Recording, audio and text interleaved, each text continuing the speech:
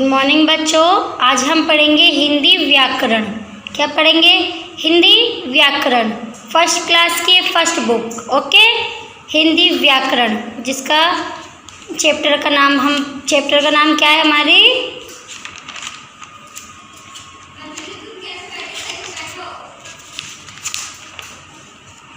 वचन। क्या नाम है? वचन। चैप्टर का नाम है वचन और लेसन है 5। ओके, हिंदी व्याकरण का लेसन 5, चैप्टर का नाम वचन। ठीक है, क्या वचन? अब हम पढ़ेंगे कि वचन क्या है। ओके, ठीक है, जिसका हम पढ़ेंगे वचन। और ये पढ़ते हैं हम। ठीक है, एक कली, दो कली, एक फूल, दो फूल, एक गेंद, तीन गेंद, एक चिड़िया, चार चिड़िया, एक ताला, चार ताले, एक आदमी, दो आदमी। मतलब जो हमारे जो चित्र हैं ये, इसमें हमारे क्या दिए? संख्या दी हुई है कि एक कली है तो मतलब एक कली, मतलब दो है तो दो है, एक है तो एक, दो दो, तीन चार। ठीक है, ये हमारी क्या है? सब संख्या है। ठीक है, हमें इनकी संख्या को तो पता चल रहा है।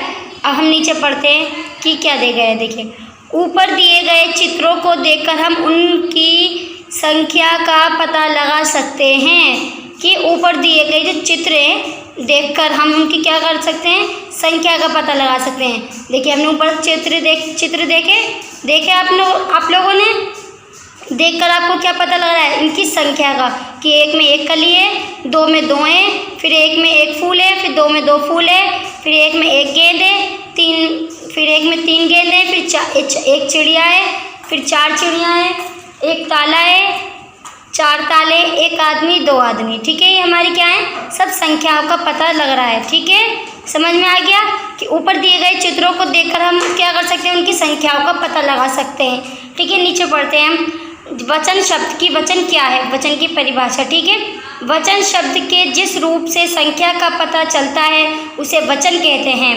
देखिए, वचन हम उसे कहते हैं, वचन शब्द के जिस रूप से, वचन जो शब्द है उसके जिस रूप से हमें संख्या पता चलता है, संख्या का पता चलता है, तो वो क्या है हमारी?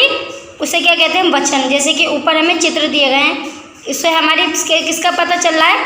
संख्या का पता चल रहा है, तो ये क्या है? हमारे वचन। ठीक है, समझ में आ गया? जिस शब्द के रूप से हमें संख्या का पता चलता है उसे हम वचन कहते हैं। जैसे कि ऊपर चित्रों में हमें वचन के शब्द से रूप से क्या पता चल रहा है? संख्या का पता चल रहा है। तो ये क्या है? हमारी सारी क्या है? ये सारी मेरी संख्या थी। ठीक है, तो ये क्या, इसे क्या कहेंगे? हम वचन। समझ में आ गया? हमें संख्या का पता चल रहा है ना इससे, तो ये क्या है? उसे हम क्या कहते हैं? वचन कहते हैं। ठीक है, इस पे हमें देखिए, एक अनेक का भेद बताएं, एक अनेक का भेद बताएं, वही तो है वचन कहलाएं। एक अनेक का भेद बताना है और वही तो वचन कहलाए, मतलब वही तो वचन कहलाए। ठीक है, नीचे देखते हैं हम, नेक्स्ट देखते हैं, पढ़ते हैं। वचन के भेद दो होते हैं। वचन के भेद कितने हैं? वचन के दो भेद हैं, एक वचन, बहुवचन। ठीक है, अब एक वचन और बहुवचन में क्या अंतर है? एक वचन मतलब होता है तितली खाली, बहुवचन में तितलियाँ। मतलब ये है कि एक वचन में कि जो एक वस्तु होता है या प्राणी होता है उसे हम एक, या फिर उसे क्या कहते हैं? एक वचन कहते हैं। बहुवचन जो होता है जिससे अधिक वस्तुओं को मिल गई, या प्राणी जो होते हैं जो अधिक रूप से वस्तुएं होती हैं उसे हम बहुवचन कहते हैं। या प्राणी कुछ भी चीज़ों उन्हें हम बहुवचन कहते हैं। ठीक है, तितली है तो ये एक वचन है, तितलियाँ हैं तो ये बहुवचन है। ठीक है, हम अच्छे से डिफाइन पढ़ते हैं। एक वचन शब्द के जिस रूप में से, ठीक है, एक वचन शब्द के जिस रूप से एक वस्तु या प्राणी का बोध होता है उसे एक वचन कहते हैं। जैसे तितली, गिलहरी, पुस्तक आदि। देखिए क्या कह रहे हैं कि एक वचन शब्द के जिस रूप से, मतलब जो एक वचन है, एक वचन के शब्द के जिस रूप से एक वस्तु या फिर या प्राणी का बोध होता है या पता लगता है हमें कि ये, उसे हम क्या कहते हैं? एक वचन कहते हैं। जैसे तितली, गिलहरी, पुस्तक, ऐसी बहुत सी काफ़ी अन्य चीज़ें हैं जिससे हमें एक वचन का पता लगता है। ओके, तो ये क्या है हमारे सब? एक वचन।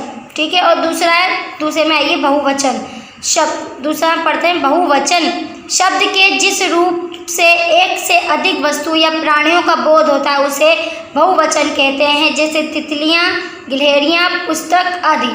मतलब ये कह रहे हैं कि बहुवचन के शब्द से जिस रूप से अधिक वस्तु होती है, मतलब तितली थी अगर तितली हम बहुत सारी लाएंगे तो कितनी हो जाएंगी तितलियाँ। तो ये अधिक वस्तुएं या प्राणियों या पुस्तक या गिलहरियाँ, हम गिलहरियाँ तो गिलहरियाँ, पुस्तक है तो पुस्तकें। तो ये क्या है हमारी बहुवचन कि एक से जो अधिक वस्तु या प्राणी का जो हमें बोध मतलब होता है, जो हमें पता लगता है, बोध करा होता है, उसे हम क्या कहते हैं? बहुवचन कहते हैं। जैसे तितलियाँ, गिलहरियाँ, पुस्तकें आदि। ठीक है, ये पता चल गया आपको एक वचन और बहुवचन में कि एक वचन किसे कहते हैं? जिस रूप से एक वस्तु या प्राणी का बोध होता है उसे हम एक वचन कहते हैं। जैसे तितली, गिलहरी, पुस्तक। ठीक है, ये आ गई। ओके, और ऐसी बहुत सारी चीज़ें भी आ गई एक वचन में, नदी, रोटी, बेल। तो अगर हम इसे बहुवचन में लाएंगे तो क्या आ जाएंगी? नदियाँ, रोटियाँ, बेलें, गाय, आँखें। ये क्या है हमारी? सब बहुवचन में आ जाएगी। ठीक है, बहुवचन क्या है? शब्द के जिस रूप से अधिक वस्तु या प्राणियों का बोध होता है उसे हम बहुवचन कहते हैं। ठीक है, अब एक वचन और बहुवचन में अंतर पता चल गया आपको। और वचन के कितने भेद हैं? 2 भेद हैं, एक वचन और बहुवचन। ठीक है, आपको पता चल गया जिन शब्द के रूप से संख्या का पता चलता है उसे हम क्या कहते हैं? वचन कहते हैं। ठीक है, जैसे एक कली है तो ये हमें क्या पता लगा रही है? वचन का। ये क्या पता चल रहा है कि इसकी संख्या सिर्फ एक है, तो क्या है ये? वचन। दूसरे में 2 कलियाँ, तो ये क्या पता लगा रही है हमें? संख्या का। तो ये क्या है? हमारे वचन। जैसे कि एक फूल है, संख्या का पता चल रहा है, तो ये हमारे क्या है? सारे वचन हैं कि हमें इसमें यहाँ पे क्या पता चल रहा है? इस चित्रों को देख के संख्याओं का पता चल रहा है। तो ये हमारी क्या है? सारी ये क्या है? हमारे सारे वचन हैं। ठीक है, तो जिस संख्या वचन शब्द के जिस रूप से संख्या का पता चलता है उसे हम क्या कहते हैं? वचन कहते हैं। ठीक है, अब हम देखिए नेक्स्ट बढ़ते हैं। निम्नलिखित को याद कीजिए कि एक वचन और बहुवचन को याद करना है। मैं आपको पढ़ाती हूँ, आप मेरे पीछे पीछे बोलना। ठीक है, नदी, एक वचन में क्या आ रहा है? खाली नदी। बहुवचन में क्या आएगा? नदियाँ। देखिए नेक्स्ट है रोटी, तो रोटी के नेक्स्ट में क्या आएगा? रोटियाँ। तो ये किस में आएंगे? बहुवचन में। बेल है खाली, तो बहुवचन में क्या आएंगे? बेले। गाय, तो खाली बहुवचन में क्या आएंगे? गाय। ठीक है, गाय। ओके, फिर एक वचन में खाली आँख, तो बहुवचन में क्या आएंगे? आँखें। ठीक है, ये क्या है हमारे सब? ये एक वचन है, ये बहुवचन है। ठीक है, अब एक वचन पे फिर आते हैं हम। पत्ती, तो क्या लिखेंगे बहुवचन में? पत्तियाँ। माता, माताएं। कुत्ता, कुत्ते। केला, केले। घोड़ा, घोड़े। तो ये क्या आ गया हमारे? बहुवचन में। एक वचन जो होता है खाली जो एक वस्तु या किसी प्राणी का बोध होता है हमें, उसे हम क्या कहते हैं? बहुवचन कहते हैं और एक वचन कहते हैं। जो हमें एक वचन वो है जिस शब्द से हमें एक वस्तु का या प्राणी का बोध होता है उसे हम क्या कहते हैं? एक वचन कहते हैं। और बहुवचन उसे क्या कहते हैं? जिसे हम बहुवचन जिस शब्द शब्द के जिस रूप से अधिक वस्तु या अधिक से अधिक वस्तु होती हैं अब या प्राणी होते हैं या बोध अधिक वस्तु या प्राणी का बोध कराते हैं उसे हम क्या बोध होता है उसे क्या कहते हैं? हम बहुवचन कहते हैं। जैसे कि पत्ती का पत्तियाँ, तो ये क्या है? हमारे बहुवचन है पत्तियाँ। तो पत्ती खाली क्या है? एक वचन।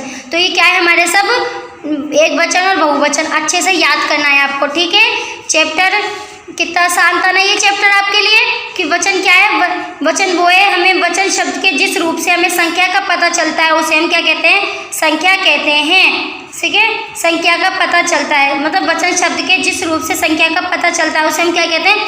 वचन कहते हैं। जैसे कि मतलब आप समझिए तितली, तो तितलियों को हमें तितलियाँ में बदलना है, तो ये तितली में तो क्या आ गया? एक वचन में आ गया और तितलियाँ बहुवचन में आ गई। तो ये क्या है? हमारे एक बहुवचन एक वचन। ठीक है, इससे हमारे किससे पता चल रहा है? हमारे वचन का पता चल रहा है। ठीक है, वचन के कितने भेद है? 2 भेद है। ठीक है, आपको पता चल गया वचन क्या है, वचन की परिभाषा क्या है? वचन शब्द के जिस रूप से संख्या का पता चलता है उसे हम वचन कहते हैं। समझ में आ गया? और ये क्वेश्चन भी और ये आपको एक वचन और बहुवचन याद हो गए। ठीक है, अब हम आपको पढ़ाते हैं नेक्स्ट क्वेश्चन आंसर कितना सीखा। निम्नलिखित प्रश्नों के उत्तर लिखिए, वचन की परिभाषा लिखिए। आपको बताया था ना मैंने वचन की परिभाषा क्या है? वचन की परिभाषा है कि वचन शब्द की परिभाषा, वचन शब्द के जिस रूप से संख्या का पता चलता है उसे हम क्या कहते हैं? वचन कहते हैं। कि हमें जिससे संख्या का पता चलता है उसे क्या कहते हैं? हम वचन कहते हैं। लिख दोगे आप? वचन शब्द के जिस रूप से संख्या का पता चलता है उसे हम वचन कहते हैं। का को क्वेश्चन लिख दोगे। नेक्स्ट है वचन के कितने भेद होते हैं। वचन के कितने भेद होते हैं? वचन के 2 भेद होते हैं। क्या नाम है उनके? एक वचन और बहुवचन। क्या लिखोगे खा में? एक वचन और बहुवचन। वचन के कितने भेद है? 2 भेद हैं। ठीक है। नेक्स्ट क्वेश्चन है गा। 5 बहुवचन शब्द लिखिए। आपको पता है ना 5 बहुवचन शब्द लिखने आपको। एक तो वन में तितलियाँ, गिलहरियाँ, ठीक है, पुस्तकें, रोटियाँ, नदियाँ, ठीक है। तो लिख दोगे आप। और ऐसे बहुत सारे शब्द हैं जो क्या कर सकते हैं हम बहुवचन में लिख सकते हैं। पर आपको इसमें कितने लिखने? 5 बहुवचन लिखने, वो मैंने आपको बता दिया। ठीक है। अब हम पढ़ते हैं नेक्स्ट क्वेश्चन। लिखित स्थानों की पूर्ति कीजिए। ठीक है। आज मैंने 8 केले खरीदे। तो डैश में क्या आएगा? केले। ये लिखा हुआ ना यहाँ पे रंगीन कलर से। ठीक है। तो एक में केला लिखा है, एक में केले। तो लिखित स्थान में हमें पूर्ति करनी कि इस यहाँ पे डैश में कौन सा सेंटेंस सही से बैठेगा। आज मैंने 8 केले खरीदे। 8 केले आ रहे ना, केला तो नहीं आ रहा ना, तो केले आएंगे यहाँ। तो डैश में क्या लिखना है हमें? केले। कुल 5 डैश स्कूल नहीं आई। क्या नहीं आई? डैश में क्या आएगा? लड़कियाँ, लड़कियाँ, लड़कियाँ। कुल 5 लड़कियाँ स्कूल नहीं आई। तो डैश में क्या आएगा? लड़कियाँ। समझ में आ गया? हमारे शहर की सभी डैश खुली हैं। तो हमारे शहर की सभी दुकानें खुली हैं। तो डैश में क्या आएगा? दुकानें। समझ में आ गया? ठीक है। अब है 4th। रवि ने डैश खरीदी। क्या आएगा यहाँ? पुस्तक। ठीक है। क्या आएगा यहाँ? डैश में पुस्तक। रवि ने एक पुस्तक खरीदी। आगे समझ में आपको लिखित स्थान कैसे पूर्ति करनी है आपको। नेक्स्ट क्वेश्चन पे आते हैं हम 3rd। निम्नलिखित शब्दों को बहुवचन रूप लिखिए। मतलब हमें निम्नलिखित शब्दों के बहुवचन लिखने हैं। ठीक है। ठीक है। निम्नलिखित शब्दों के बहुवचन रूप लिखिए। रात का रातें। ठीक है। ये क्या आएंगे? बहुवचन में। रातें लिखना है डैश में। वस्तु का वस्तुएं। ठीक है। डैश में क्या आएगा? वस्तुएं। घोड़ा का घोड़े। मेज का मेजें। ठीक है। ये सारे क्या है हमारे? बहुवचन। सेना का सेनाएं। पत्ती का पत्तियाँ। केला का क्या आएगा? केले। ठीक है। तो ये क्या आएंगे हमारे सारे बहुवचन जो मैं आपको समझा रही हूँ। छात्रा का छात्राएं। माता का माताएं। सेविका का सेविकाएं। किताब का किताबें। गिलास का गिलासें। कक्षा का कक्षाएं। रोटी का रोटियां। तो ये क्या है हमारे सारे बहुवचन में आ गए। ठीक है। समझ में आ गया आपको कैसे करने हैं आपको। अब हम पढ़ते हैं नेक्स्ट क्वेश्चन 4। निम्नलिखित शब्दों के एक वचन रूप लिखिए। मतलब ये हमारे क्या है? सारे बहुवचन। रोटियां, किताबें, कमीज, तितलियां, लड़कियां, मछली, चादरें। तो इसमें हमें क्या लिखना है? एक बहुवचन मतलब होता है जो एक से ज़्यादा होती हैं। 2, 3, 4, 5 कितने भी होते हैं उसे हम बहुवचन कहते हैं। ठीक है। जो एक से अधिक होती हैं। और एक वचन हम उसे कहते हैं जो खाली एक ही हो।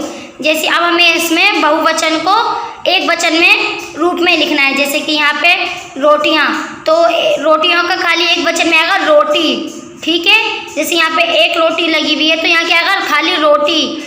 किताबें, कितनी सारी किताबें हैं ना, तो ये बहुवचन है। तो किताब खाली क्या लिखना है हमें? किताब। तो यहाँ पे एक किताब है तो खाली क्या आएगा यहाँ? डैश में किताब। ठीक है।